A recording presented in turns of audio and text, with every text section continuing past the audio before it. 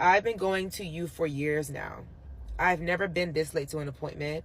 But you, on the other hand, you have rescheduled my appointments last minute. You've pushed them forward hours. But you are telling me, oh, you're 15 minutes late, I'm going to have to charge you after I've been your client for years. To me, that's a little somehow. And been going to my... How would you feel if you've been patronizing a particular salon for years? In as much as that salon is far from your place, you have to drive a long drive to get there, and you've been patronizing this person. You do not, come late.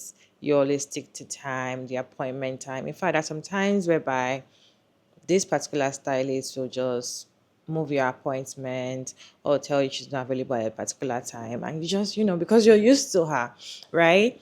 And just one time you were 15 minutes late, but then you communicated to her like, okay, this is what is going on and I'm going to be late, okay? And she tells you, okay, then you have to pay for something, something, something, and that is half the price of the service.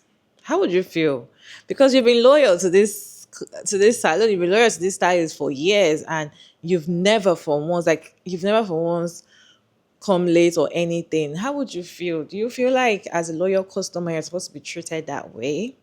Let me show you all this video. nail tech since about 2019, 2020.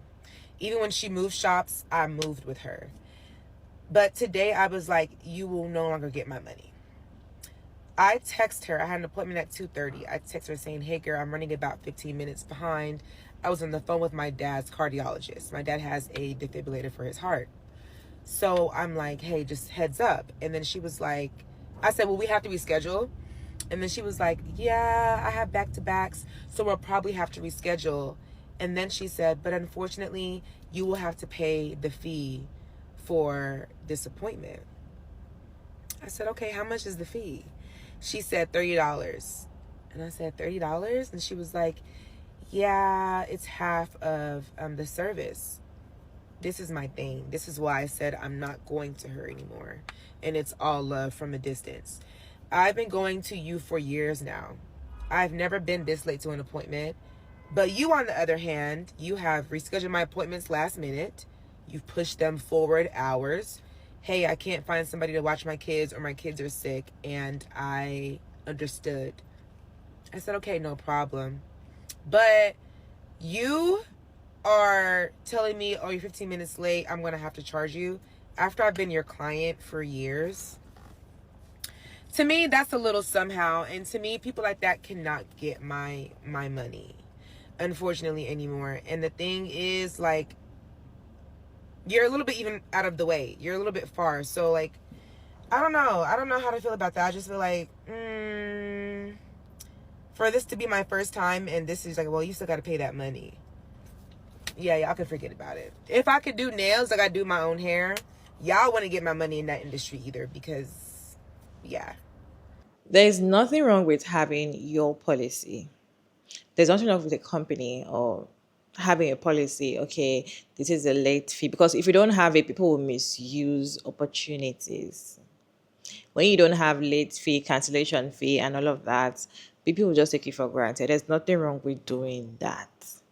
But I believe that is why there's something called loyal customers or long-term customers, and customers that do not even put you in that place whereby you have to ask them to pay for a particular fee or something. In fact, if you visit a particular customer for a long time and you're a stylist, especially when it comes to beauty industry, they're coming to you not because they don't have other choices or other places, because they are used to you doing their hair or doing their nails or doing whatever.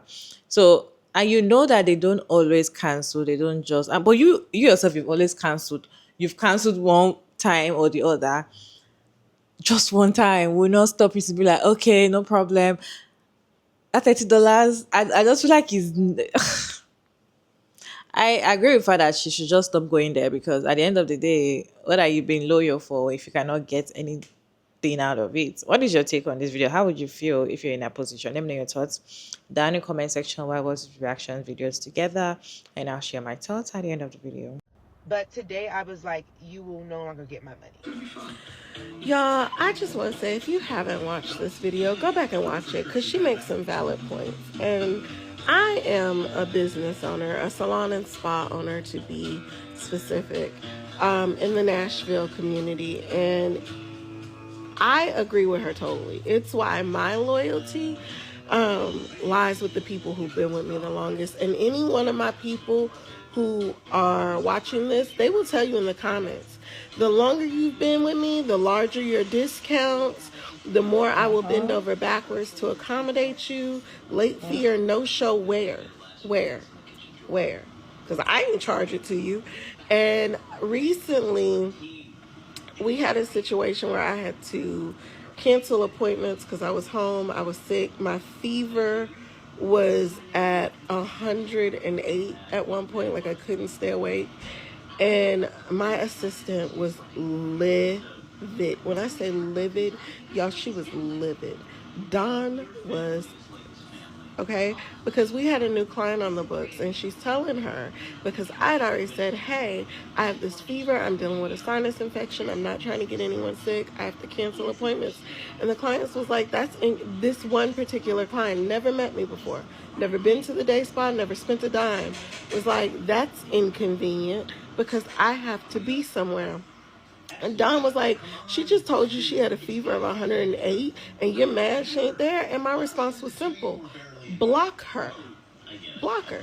She's not our ideal client because I'm not going to give the largest discounts or put in like on my brand new people when the ride or dies has been with me for 14, 15 years. And 60% of my clientele have been ride or dies. 60%, y'all, of my clientele has been with me since opening. I have got to go to high school graduations, okay, of babies, okay, that came in as toddlers. You know what I'm saying? And I am grateful for that. I love them for that because come pandemic, come hard times, they have always supported me. So what she's saying is valid. If they are going to feed into you as a business owner, feed back. If they are not, block them. I mean, I agree. But I'm also in the season of releasing anything that don't serve me. So there's that. I text her. I had an appointment at 2:30. I text her saying, hey, girl, I'm running about 15 minutes behind. Okay, this is kind of some business advice from somebody that has a business, has started multiple businesses, and now have been in business for myself since 22. One thing that a wise mentor told me is you can shear a sheep many times, but only butcher it once. And I think we need to keep that advice. What he meant by that is when you are looking at charging a client and pissing them off, because inevitably it's going to piss them off, right? And I do this with therapy. I have people no-show me all the time. I have people cancel on me last minute all the time. I'm in kind of a service industry, so like I kind of I understand hairstylist, nail, all the things. Like I understand what they're saying is like if I don't see a client, I don't get paid. I'm not getting paid for I don't have residual income. If I don't bill a client and see them for that hour, I don't get paid. But I think we all need to take a little book from that advice of like, if this person had been consistent, been a good client, has shown up all the time, scheduled, come back, keep scheduling their appointments, how much money have you made off of them? And again, even for me, like I have clients that are paying their co-pays, paying, even sometimes cash pay to see me. I'm not going to bite the hand that feeds me. You know what I mean? And again, I'm not talking about clients that are disrespectful or clients that just have no consideration. But this client specifically even texted her and was like, hey girl, I'm running 15 minutes late. Absolutely. No problem. No problem. Because you know what? There's going to be a time, and it sounds like there already has been, going to be a time that we're not perfect. We're human. We're going to make mistakes. We're going to run behind. We may even forget an appointment. And you know what? Sometimes that in and of itself, being graceful has the client show us grace when we need it the most.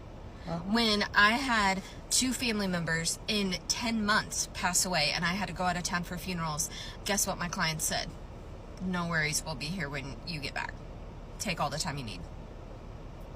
Because I had built that rapport and that trust and that reciprocal relationship with them where I wasn't charging them, I canceled with them at an adequate amount of time, and they knew that I would reschedule with them and get back together with them, or get back a hold of them and, reconvene. You can shear a sheep many times, but only butcher it once. And I feel like a lot of people don't take that advice. And I'm here to tell you, yeah, maybe dollars and cents have I lost out on a lot of money for not charging people no-shows. Yeah, I have. I probably have. I've probably missed out on, honestly, about $5,000, probably about every year. But how much money have I made because they keep coming back? It's just something to think about for business, and when you are working for yourself, that's something to think about. Love you, bye. I've been going to you for years now. I've never been this late to an appointment. But you, on the other hand, you have rescheduled my appointments last minute. You've pushed them forward hours. Hey, I can't find somebody to watch my kids, or my kids are sick. And I understood. I said, okay, no problem. But you are telling me, oh, you're 15 minutes late, I'm going to have to charge you, after I've been your client for years. To me, that's a little somehow. And to me, people like that cannot get my money. In an economy like the one we are currently trying to live through, if you are in any sort of service provider industry, you do not have the luxury to not factor in courtesy when you're thinking about your pricing. I literally just posted a TikTok about like beauty economics, and I really think I'm going to continue this as a series because there is so many, as a marketer, as somebody who I have prices to set, I have to think about these things as well when dealing with not just like businesses, corporations, independent entities. Like, these are the same issues that I have to think about. And I have had to give grace multiple times because at the end of the day, I'm looking at the long and the short of a situation. I'm looking at the fact that perhaps a client, I've actually had this situation, it recently happened to me, who's one of my biggest clients, is several invoices behind. What do I do? We're in a 5 figures type shit. That's how much debt you owe me. That is not that is not a situation where you start stomping your feet and freaking out and making demand, because at worst I could lose that client and not get paid. At best, I can show that client that I value them, and I am able to be patient and work with them in a situation such as that. And building trust, especially with a client, this is a big client, huge. In situations like this, even though it puts me in such a terrible position, you don't know what sort of bonds that you're creating. You don't, because you're working with somebody today, but that person could leave the company and move somewhere else. But like Maya Angelou said, people always remember the way that you make them feel. They may not remember every single thing that happens between you, but they'll remember the things that you've done for them. Hopefully. Not always the case for everybody, but I find for me that has been the case. Also, I'm paraphrasing on that quote clearly. But in terms of beauty, I have dealt with what she's speaking about in so many different formats, which is just a lack of courtesy, a lack of consideration. And it's disgusting. And it's also just poor business acumen, because let me tell you something. She was a client with that hairstylist for 6 years. So I can only imagine. Listen, I can only imagine how much money she had spent with her. Even for me, I let go of a very popular, very well-known salon for natural hair in New York City that's black owned in Midtown. I'm making it pretty easy for y'all to figure out who it is. But I let their asses go because the owner is incredibly rude. Rude enough, clearly, that all her entire staff walked out on her, which is insane. Not that insane. She sucks. So that's actually quite sensible. But I remember I had been going to them pretty faithfully for about a year and a half. And once I had an altercation with her, which was her trying to upcharge me on a price that had already been set, already been established. The only reason that she didn't end up, making that happen is that the system had been set. So there was no way for her to like go in and adjust it. But the way that she handled the situation was so unbelievably crass and just gross that I was like, you know what? And I think at the time, like, I think I was settling like my bill of like $600 some odd dollars. And I'm like, bro, if you cool with losing, because I think like up to that point, who even knows how much money I'd spent? Probably like $3,000 or something. If you cool with seeing $3,000 walk out the door, I'm not gonna beg you. I will never beg you to take my money. Me and my money will walk out the door. And it's not just that, it's service providers as well. Like I had to get rid of a therapist who handled a situation like that so poorly. And it was such an unbelievable turnoff. So, like I said, if you are a service provider, you need to factor in courtesy when you are thinking about prices if you hope to be in whatever business that you're in for the long haul. There's something about you patronizing somebody for the very first time, the way they treat you. First time, it should be first time experience, first time discounts. It should be, and there should be also be loyal customers that they know you, they've been coming for years, and they are always supporting you. Most of the time, it's not because you're the best of the best. Most of the time, when you patronize or when you're supporting somebody all the time, all the years, it's not because they're the best of the world. You don't know anybody that can do it better than them. It's because you just feel loyal to them. And some people, when it comes to making hair, some people always want to stick to only one person that touches their hair. They don't want to go from salon to salon, stylist to stylist to touch their hair. So when they are used to a particular person, they just want to stick to that person. You, as a stylist, you already know that this particular customer is loyal to you and she doesn't come late. It's not like somebody that comes late and take advantage of the fact that she's a loyal customer. She doesn't do that. And she also communicated with you. It's not like she just forgot and she didn't say anything or something. She communicated with you and told you reason why she'll be coming late. And this is a one-off. This is a one-off thing. And now you've lost a long time loyal customer, because I feel like in this era it's difficult for you to just stick to a particular place. The way people are, opening salons and doing the same thing that you're doing, and they are getting better at it, even better than you that you've been doing it for years.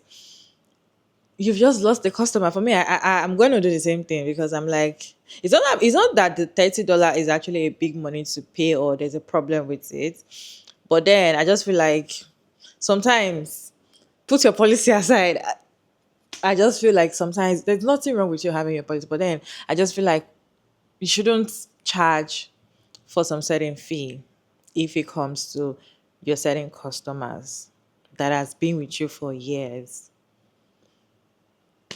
Abby, am I wrong? I'd like to know your thoughts down in the comment section. Respectfully, what do you think? Kindly share your opinion respectfully down in the comment section as always. And I'll see you in my next video, guys.